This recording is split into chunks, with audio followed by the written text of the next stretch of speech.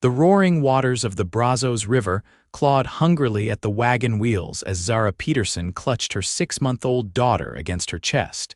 The infant's terrified wails drowned by the rushing current threatening to consume them both. It was May 1876, and what had begun as a hopeful journey toward a new life in Fort Worth had transformed into a desperate fight for survival, as the spring floods turned the normally peaceful river crossing into a death trap. "Please, God, not like this," Zara whispered, her golden hair plastered against her pale face as the wagon lurched sickeningly beneath her.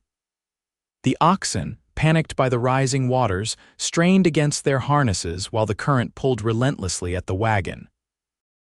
Zara had been warned about the danger of crossing during the rainy season, but after her husband's death, 3 months prior, waiting in the small settlement east of the Brazos had no longer been an option.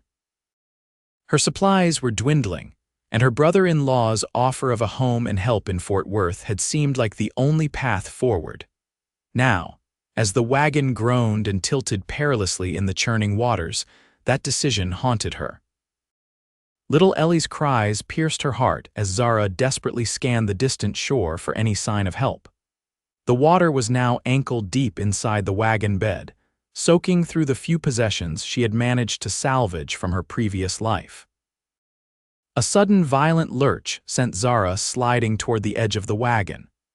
She screamed as she felt the wood beneath her give way, her free arm flailing for any handhold while she clutched Ellie protectively against her chest with the other. The cold water slammed into her like a physical blow, stealing her breath and dragging at her skirts as the current immediately began pulling her downstream away from the foundering wagon. "Help!"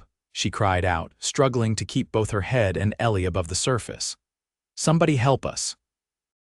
Xander Tucker had been following the Brazos for 2 days, driving a small herd of cattle toward Fort Worth when he heard the distant screams. At 30 years old, the cowboy had witnessed plenty of river crossings gone wrong, but something in those desperate cries compelled him to action before his mind had fully registered what was happening. "Stay with the herd." He shouted to his 2 companions as he spurred his chestnut quarter horse toward the sound.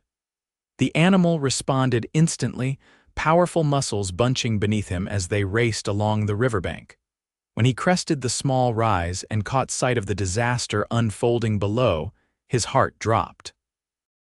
The wagon was already 3/4 submerged, the oxen struggling frantically against their harnesses, and in the churning water beyond he could make out a woman's head and arm, something clutched tightly against her chest. Xander didn't hesitate.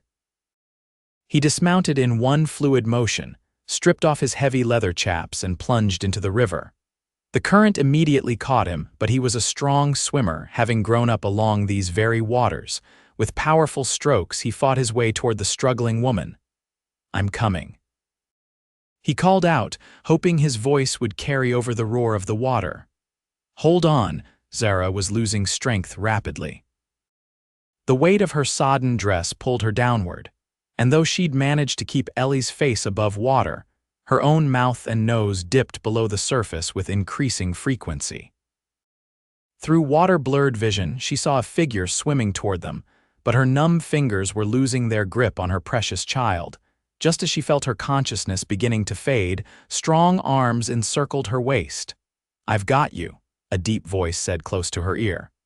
"Let me take the baby." Terror surged through her at the thought of releasing her child, but logic broke through her panic. She couldn't save Ellie if she drowned. "Please," she gasped, "save my daughter." Xander recognized the mother's desperation. "I'm taking you both," he assured her firmly. "But I need one arm free to swim. Trust me with your child." Something in his steady gaze gave Zara the courage to loosen her death grip on Ellie. Xander carefully secured the infant against his shoulder with one arm while wrapping his other around Zara's waist. "Kick with me," he instructed. "We'll make it together." The journey to shore was a brutal battle against the current. Twice they were pulled under, but each time Xander fought back to the surface, keeping the baby's face clear of the water. Zara helped as much as her failing strength allowed, kicking weakly as they angled toward the riverbank. When Xander's boots finally found purchase on the muddy bottom, he half-carried, half-dragged Zara the remaining distance to shore. They collapsed on the bank, all three gasping for breath. Ellie's terrified wails confirmed she was very much alive, and Zara reached for her daughter with trembling arms. "Thank you," she sobbed, clutching Ellie close and rocking her. "Thank you." Xander sat back on his heels, water streaming from his dark hair and soaked clothing. Now that the immediate danger had passed, he took his first real look at the woman he'd rescued.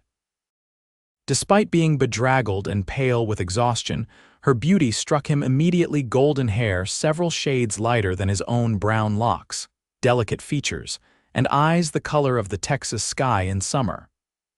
"Xander Tucker," he said simply, his voice rough from exertion. "Zara Peterson," she replied, still shivering, "and this is Ellie." Her gaze drifted back to the river where her wagon had now completely disappeared beneath the churning waters. "Everything I owned was in that wagon." Xander followed her gaze and understood the devastation reflected in her eyes. In the harsh realities of frontier life, losing one's possessions could be a death sentence as surely as drowning. "You're alive," he reminded her gently. "Both of you, that's what matters most." A shout from upstream caught their attention as Xander's companions arrived, leading his horse behind them. "Tucker," called the older of the two men. "What in tarnation?" he broke off as he spotted Zara and the baby. "River took her wagon," Xander explained, rising to his feet. "They need dry clothes and a fire. We're making camp here tonight." The men didn't question him.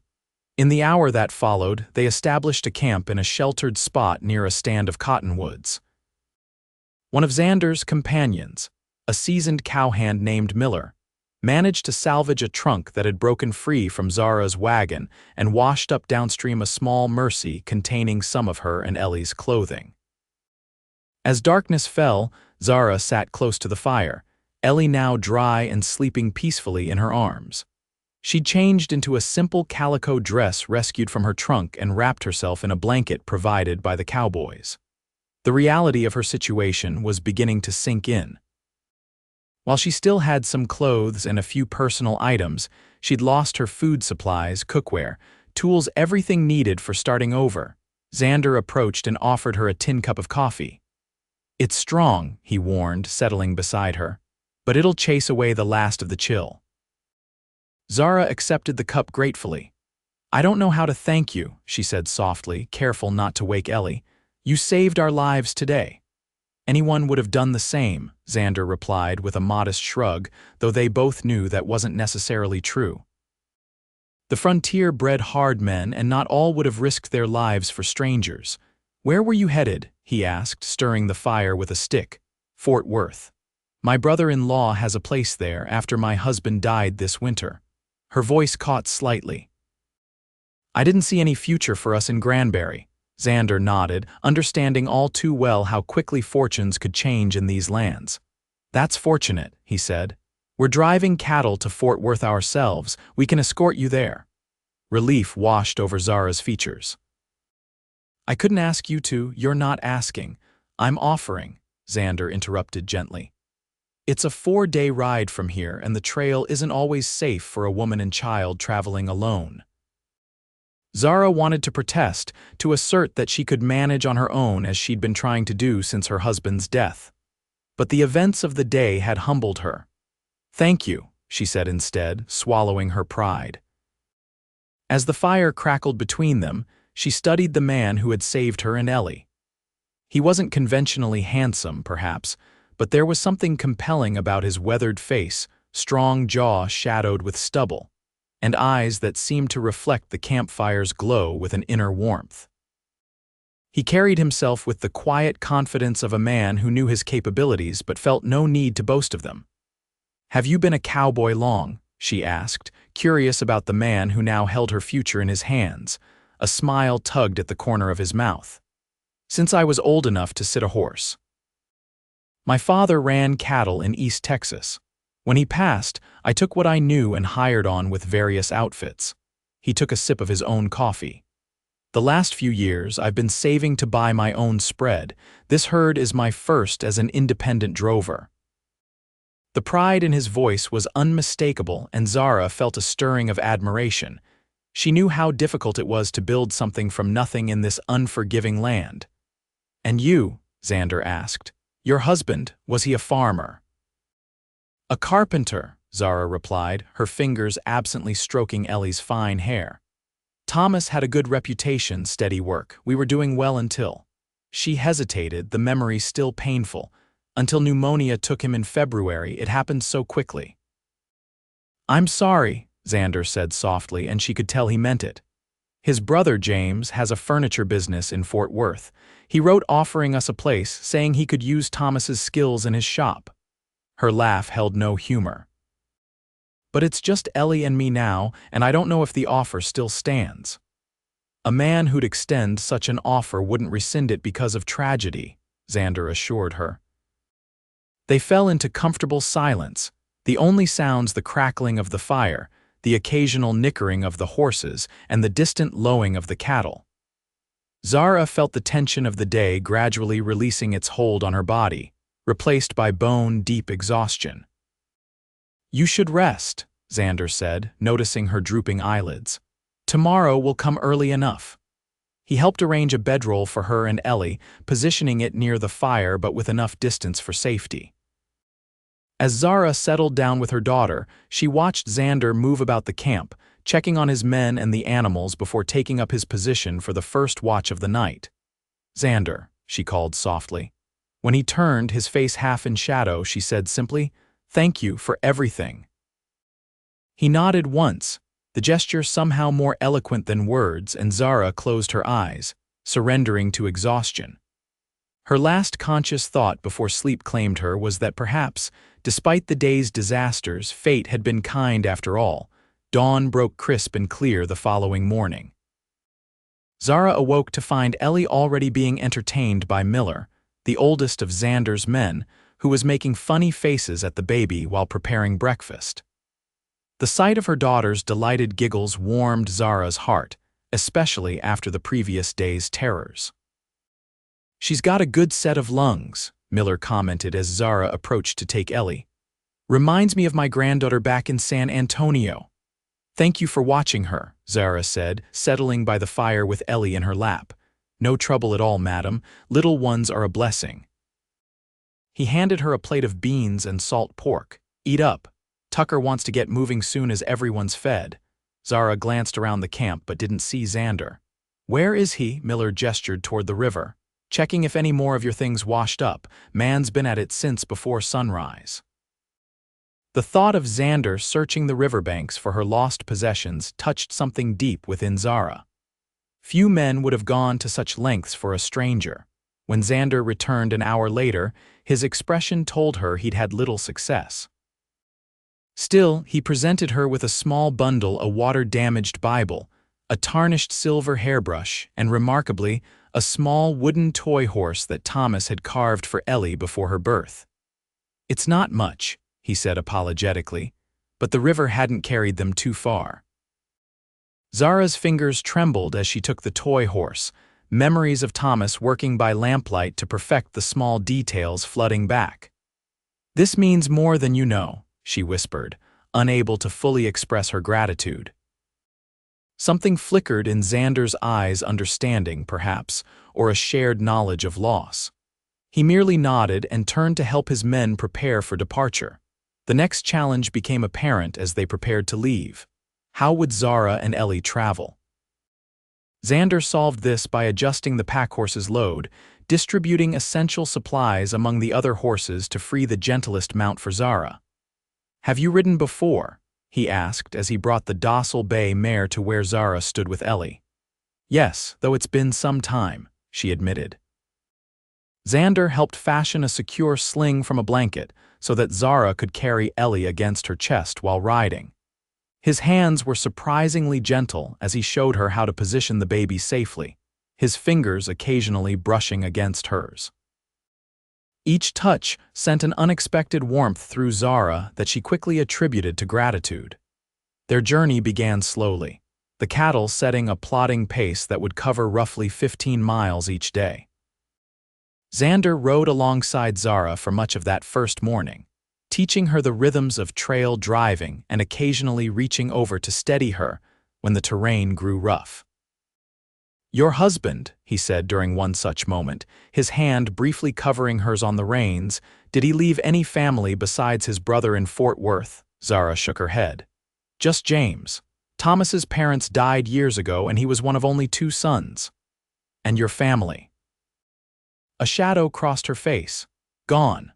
My parents were immigrants from Sweden. They died in an influenza outbreak when I was 16. I had been working as a seamstress in Dallas when I met Thomas." Xander absorbed this information quietly. "So you're no stranger to rebuilding," he observed. The insight surprised her. "No, I suppose I'm not." "That's good," he said with a genuine smile that transformed his weathered face. "Because I have a feeling you'll do it again and do it well." His confidence in her, a woman he barely knew, was both perplexing and heartening. As they rode side by side through the rolling Texas landscape, Zara found herself studying him when he wasn't looking, the way he sat easy in the saddle, as though he and the horse were one being, the quiet authority in his voice when giving instructions to his men, the gentleness in his calloused hands when he helped her with Ellie during their breaks. By the second day, a routine had established itself.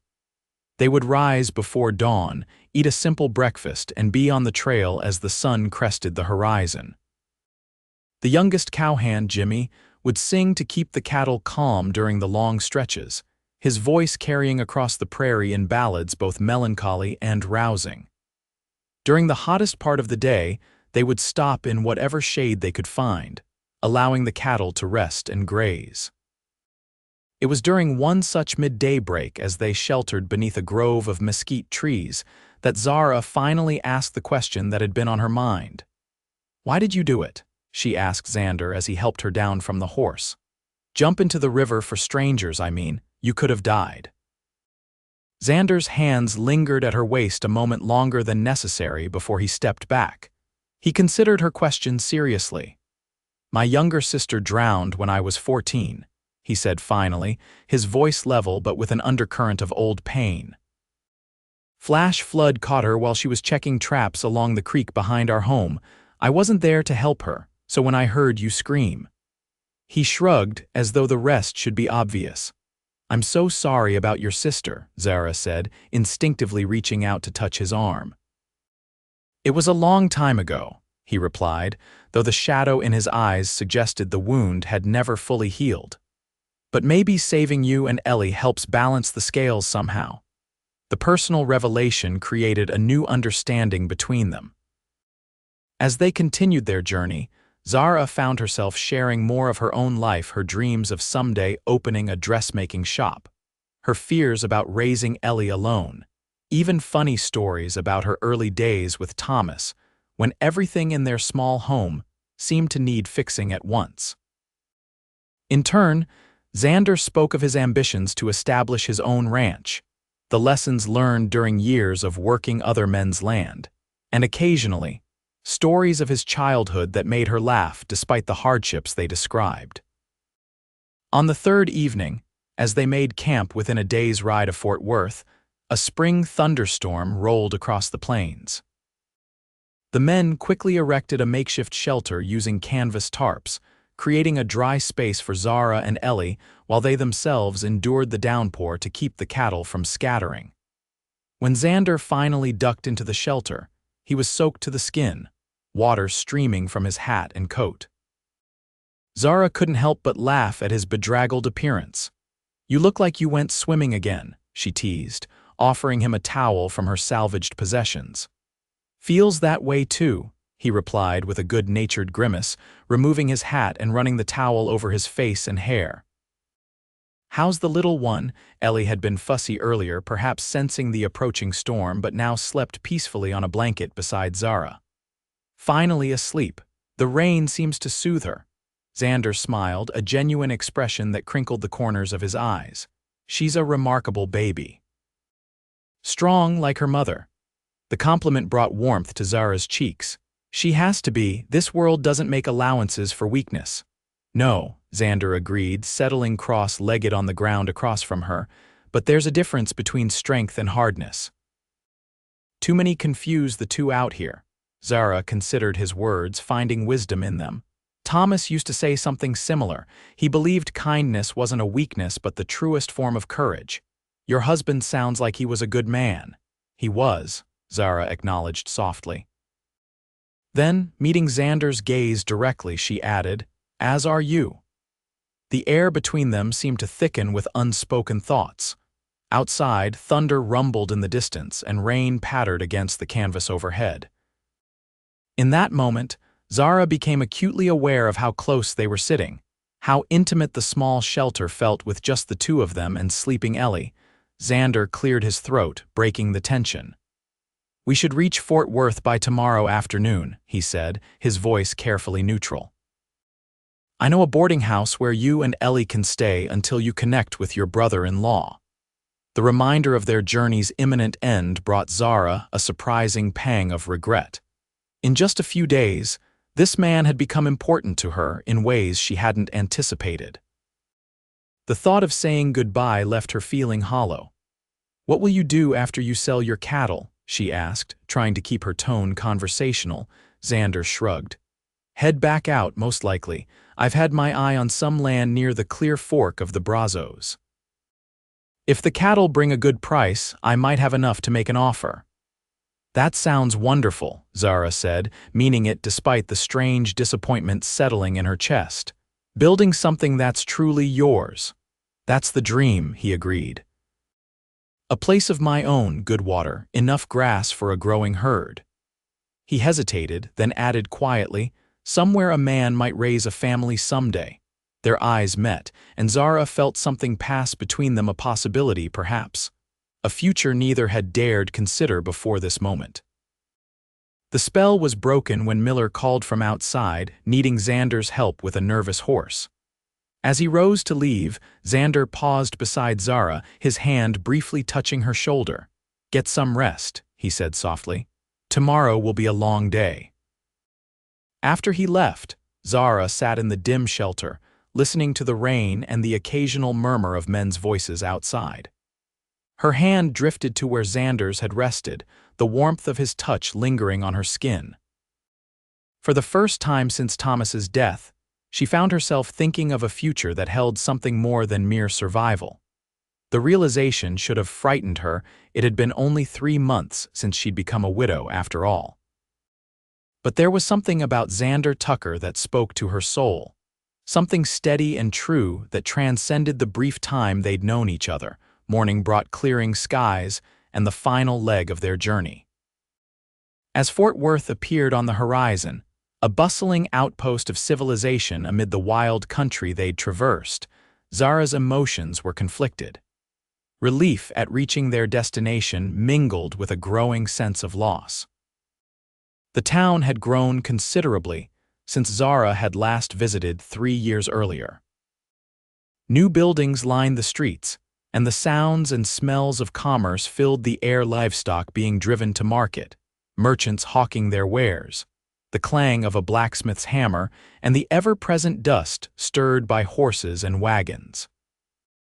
Xander led them to the cattle pens on the outskirts of town, where buyers were already assessing the day's offerings. He instructed Miller and Jimmy to begin the negotiations while he escorted Zara to find her brother-in-law. James's furniture shop should be on Throckmorton Street, according to his letters, Zara said as they rode side by side through the busy thoroughfare, Ellie securely nestled in her sling. They found the establishment without difficulty.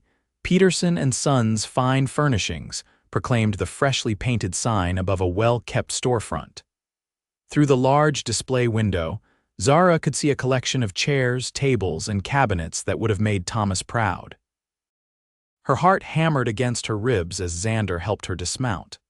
This moment facing her husband's brother, accepting charity, beginning yet another new chapter suddenly seemed overwhelming.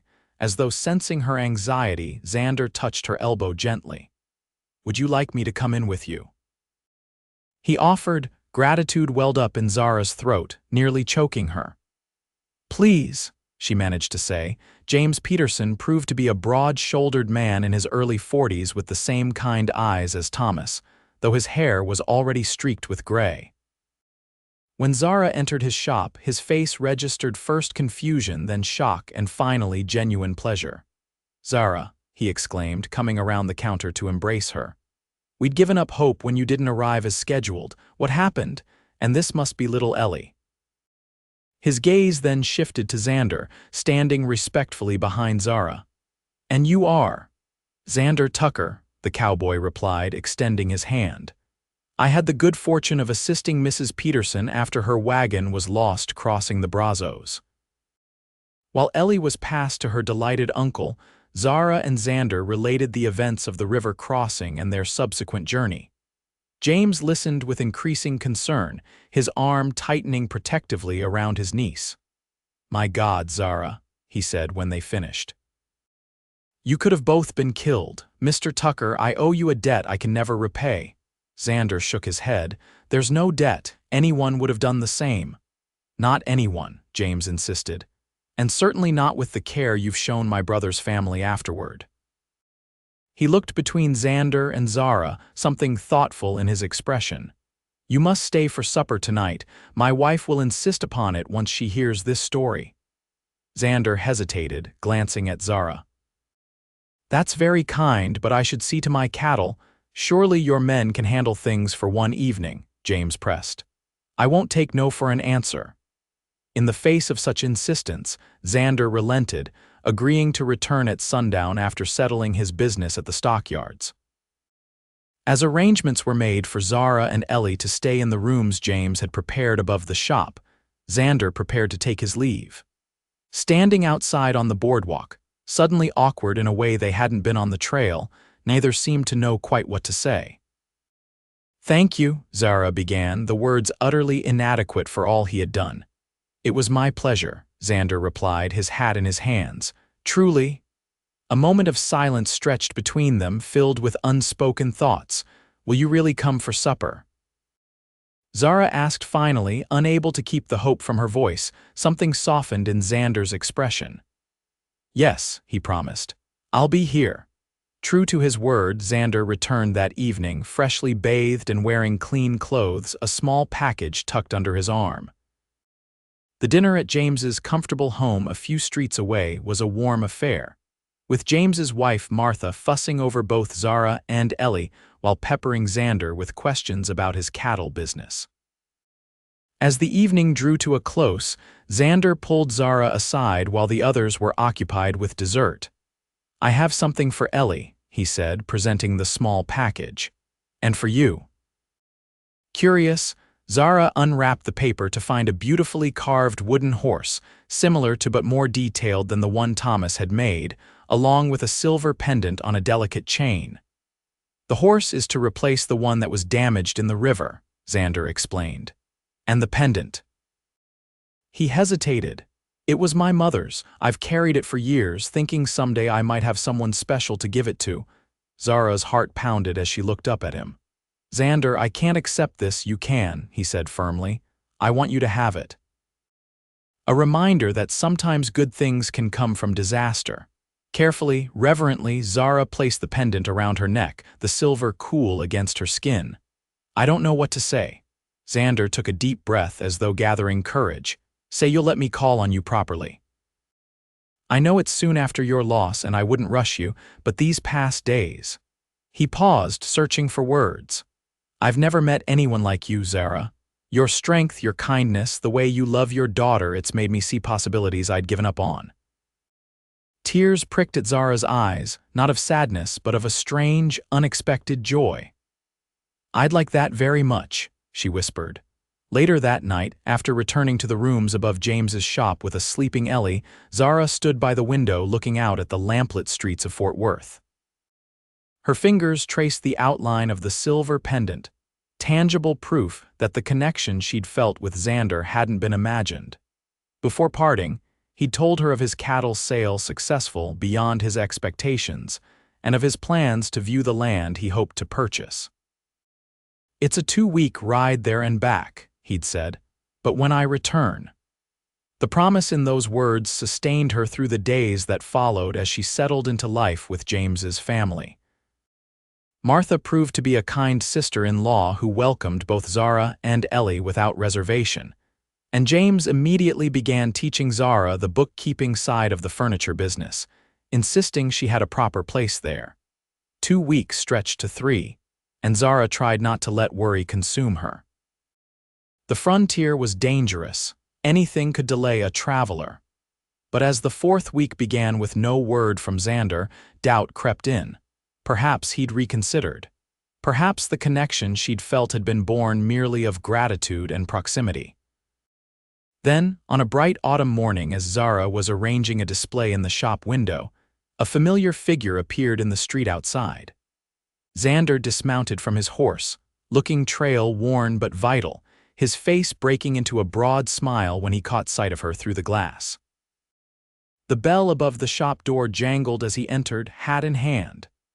"Zara," he said simply, his voice warming her name into something precious. "You came back," she replied, suddenly shy despite the joy flooding through her. "I promised I would." He stepped closer, his gaze never leaving hers. "I've secured the land, 300 acres with good water and better grazing than I dared hope for." "That's wonderful," Zara said sincerely. "Your dream is coming true." "Part of it," Xander agreed, "but I've realized something these weeks apart.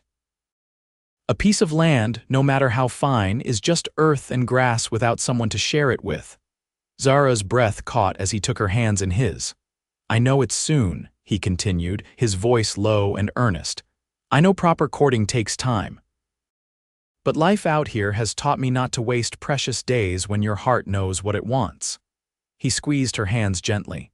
"And my heart wants you, Zara, you and Ellie both." Tears blurred Zara's vision as emotions overwhelmed her joy, disbelief, and yes, love for this man who had saved not just her life but her hope for the future.